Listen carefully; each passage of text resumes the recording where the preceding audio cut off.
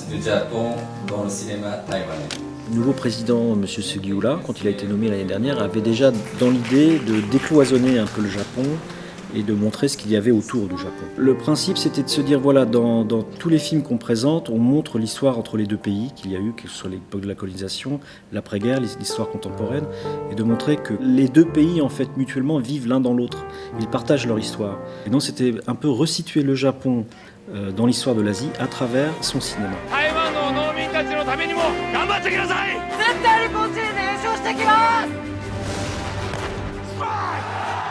Il m'apparaissait évident de commencer par Taïwan parce qu'il y a des attaches très particulières entre Taïwan et le Japon.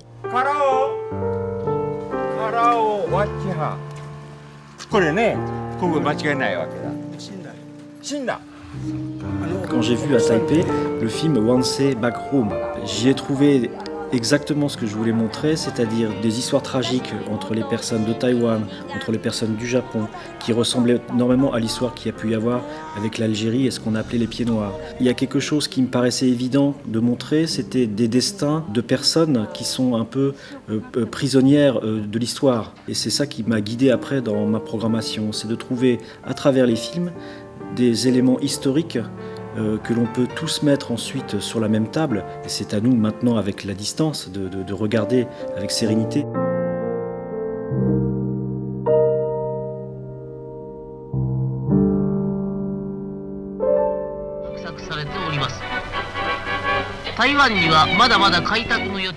Dans le cadre de mon travail, je mène une réflexion sur la question du patrimoine cinématographique au Japon. On sait qu'il a été extrêmement endommagé par les tremblements de terre, par la guerre, par les bombardements, etc. Je me disais, je veux qu'on parle aussi de patrimoine cinématographique de Taïwan, qui est aussi des éléments de son identité. Et donc on m'a conseillé de faire venir M. Jing. Il s'est avéré en effet être M. Langlois taïwanais, et il nous a fait une petite conférence d'1h30 sur les actions qu'il menait en faveur donc de la conservation du patrimoine cinématographique à Taïwan. Et c'était absolument passionnant, vraiment. 参与了这整个的发掘、抢救，乃至于后来的修复、整理的整个过程。On montre un Japon qui se satisfait de la modernisation qu'il a apportée à cette île. Donc c'est pas véritablement un film de propagande dans le sens où on ne raconte pas forcément de mensonges, puisqu'on explique clairement les enjeux du Japon dans le Pacifique, et que Taïwan est la première marche vers une expansion future du Japon dans le Pacifique. Pour cela, c'est une archive extrêmement rare. Et moi, j'essaie de choisir des films où il y a justement toujours cet aller-retour entre les deux pays.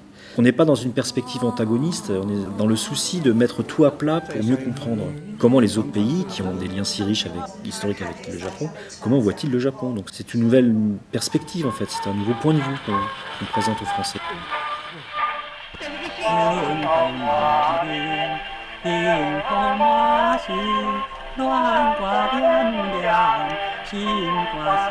C'est vrai que c'est intéressant de travailler avec le FICEP, puisque le FICEP s'est réuni tous les centres culturels étrangers.